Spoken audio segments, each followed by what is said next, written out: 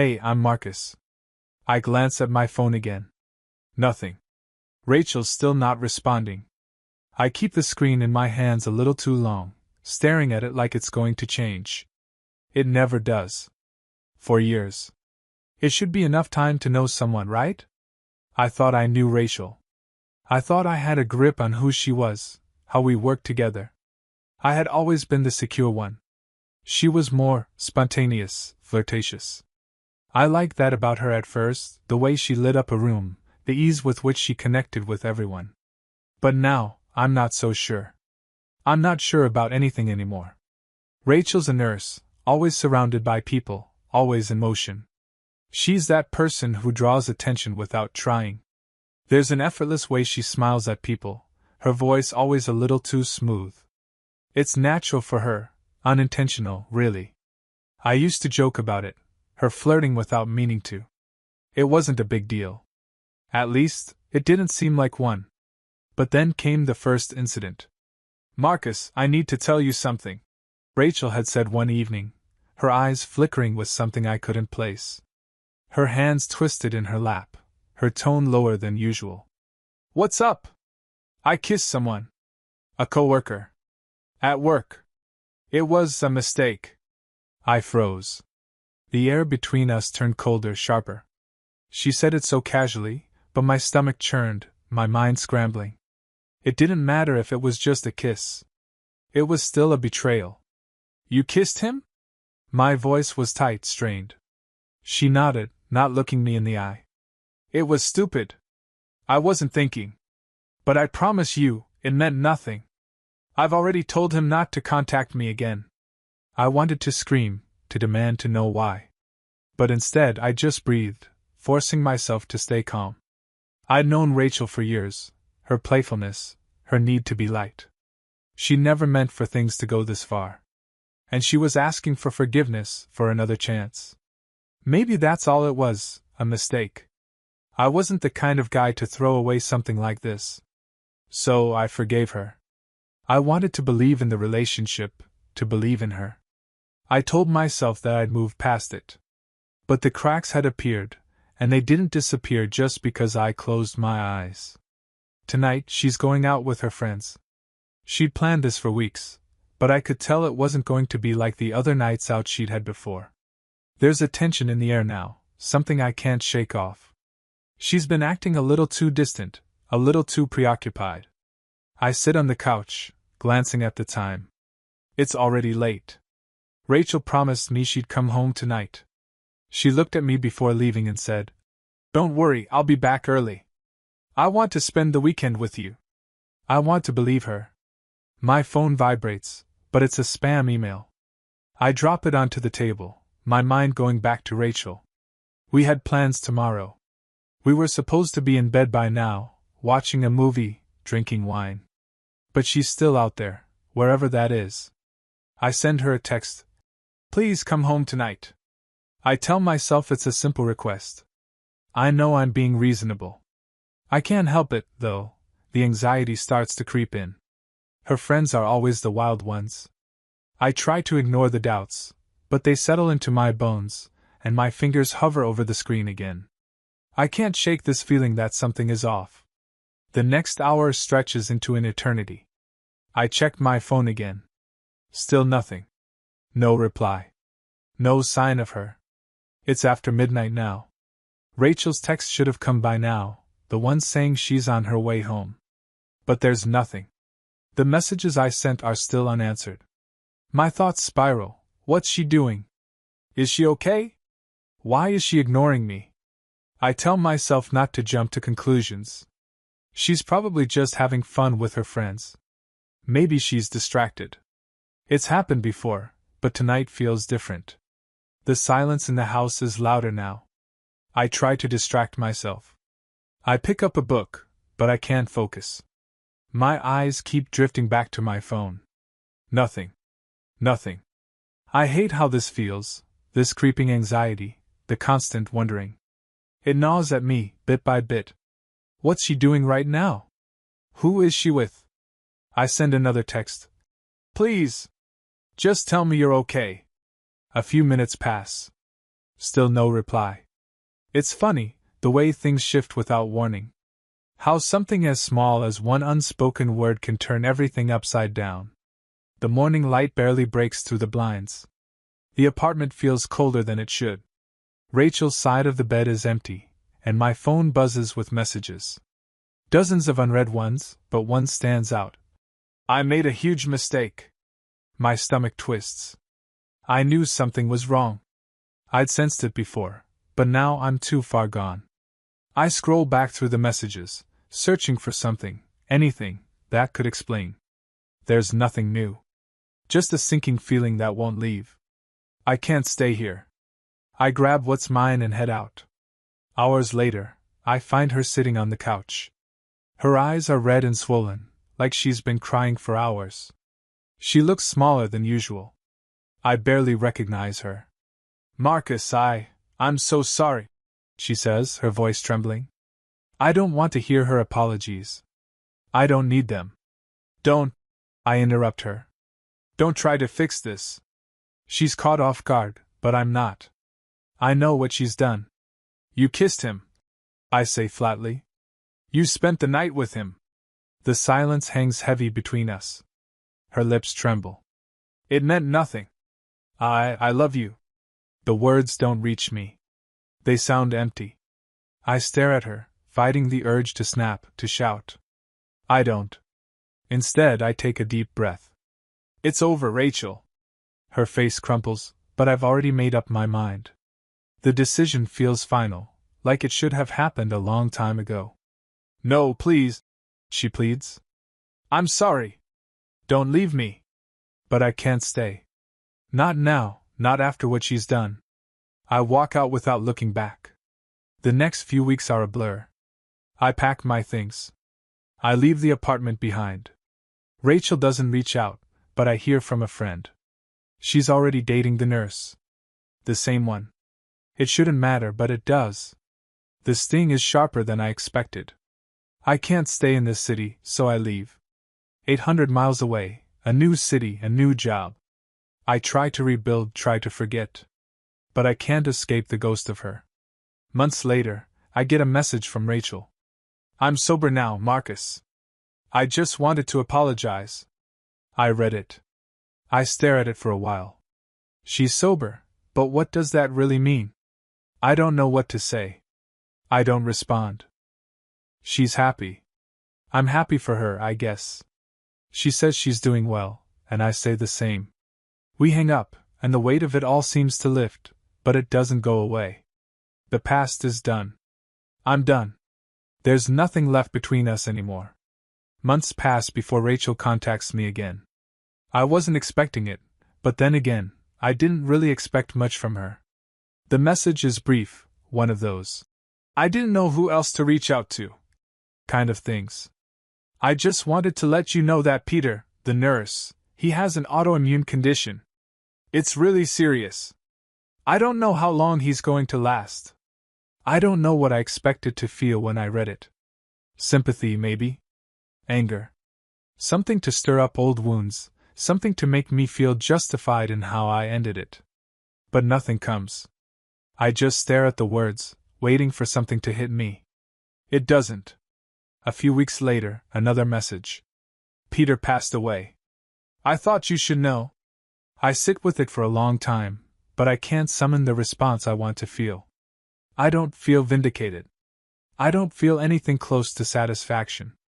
If anything, I feel nothing. Just this strange emptiness, like I was expecting more from my emotions and they didn't deliver. Not even the bitterness I thought would linger. I can't even say I miss the rage. It was easy to stay angry, to have something sharp to throw at the world. But now it's like everything's faded into something too quiet. Too soft. The night after I get the second message, I lie awake, staring at the ceiling, watching the darkness move in ways that feel too familiar. The quiet hum of the city outside, the gentle noise of the world moving without me, presses in on me. I think about mortality. About Peter's death, and how I never got to say what I thought about his part in all of this. Not that it would have changed anything. He's gone, and that's it. The finality of it hits harder than I expect. I think about Rachel, too. I've spent so much time blaming her for everything, but now, it feels like nothing is as clear as I once thought. There's this distance between what I thought was unforgivable and what I can live with. Maybe I'm not the person who has to hold on to the anger anymore. Maybe she isn't either. I don't want to forgive her, but I also don't want to stay stuck in this place of resentment. The last thing I want is for this to define me. For Rachel to keep having this hold over me when she isn't even in my life anymore.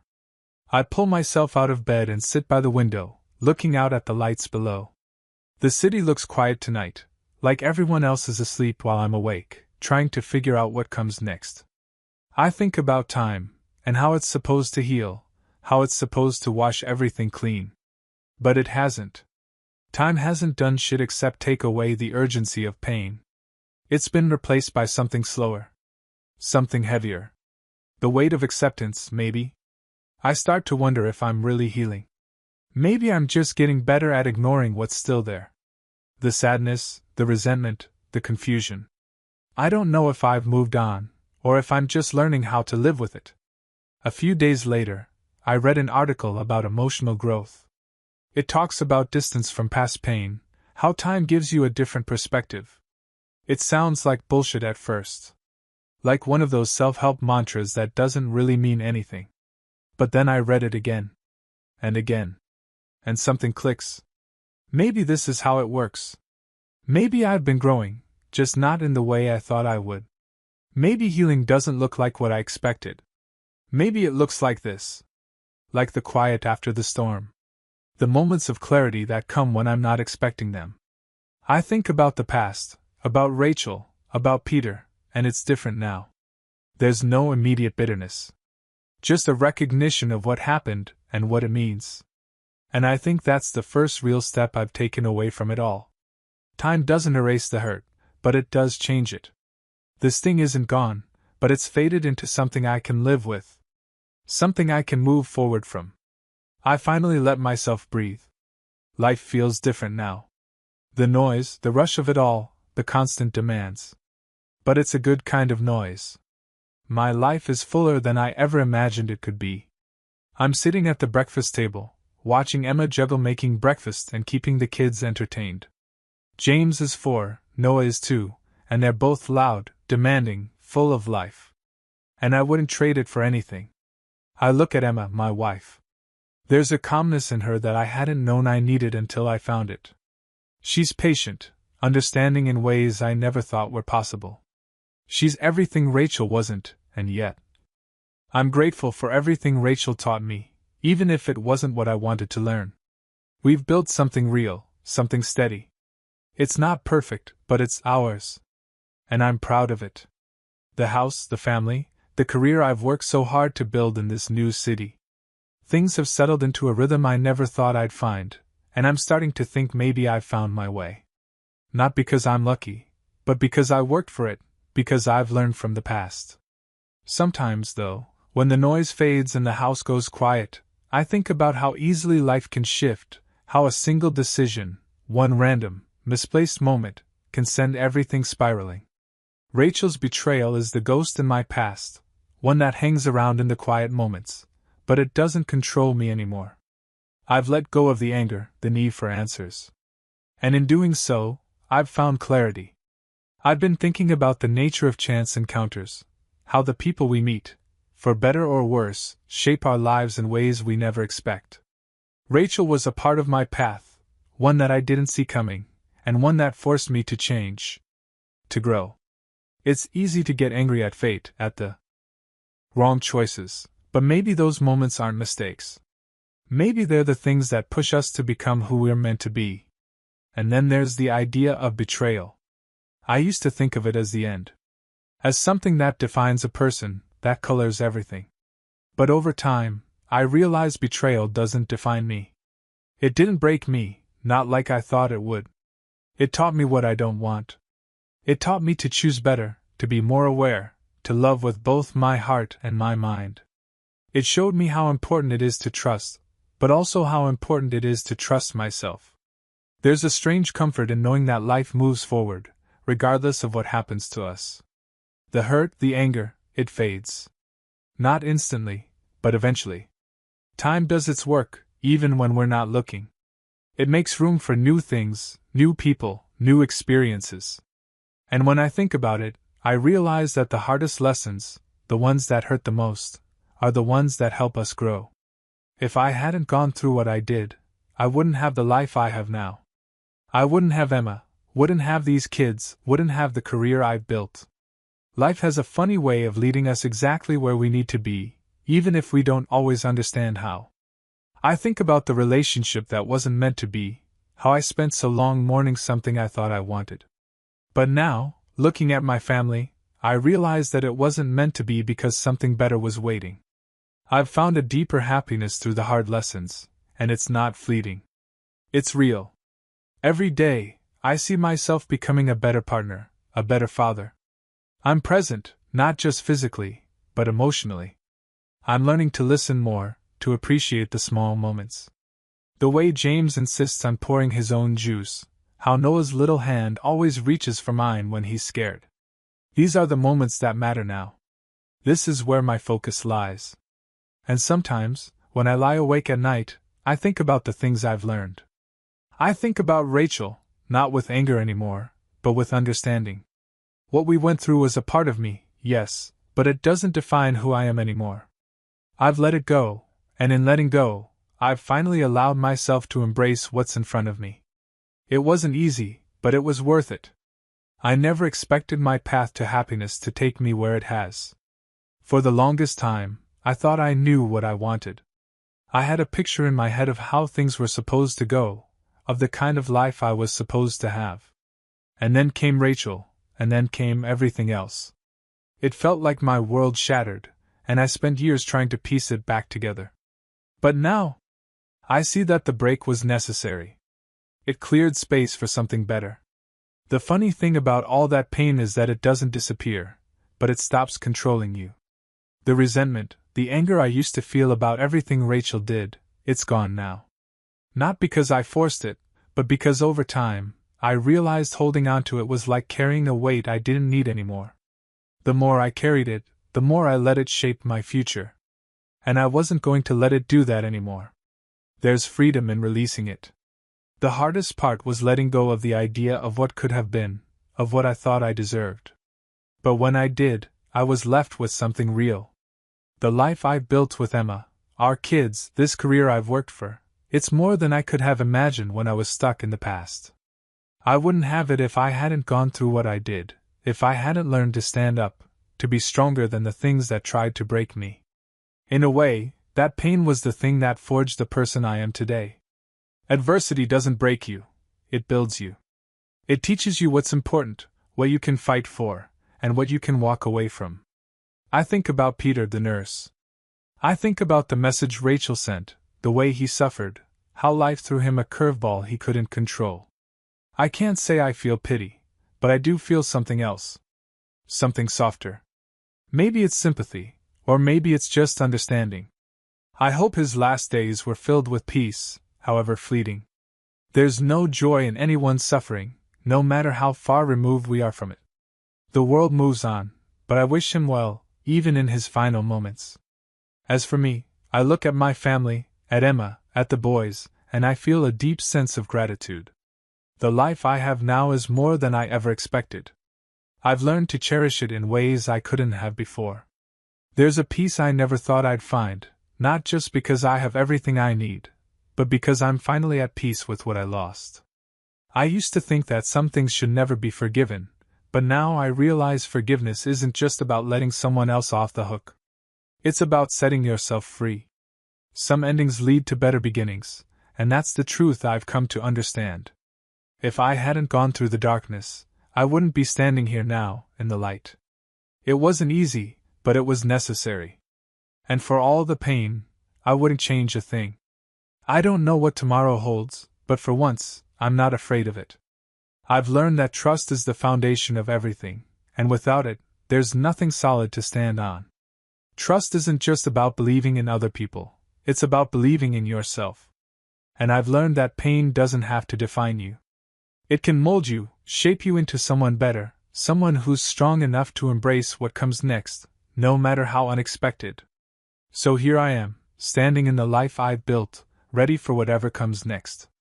I've found peace, not because everything is perfect, but because I've learned to accept the imperfections, to appreciate the moments that matter most. And when I look back, I see the lessons, the growth, the strength that came from the hardest times. I don't regret them. Because in the end, they made me who I am.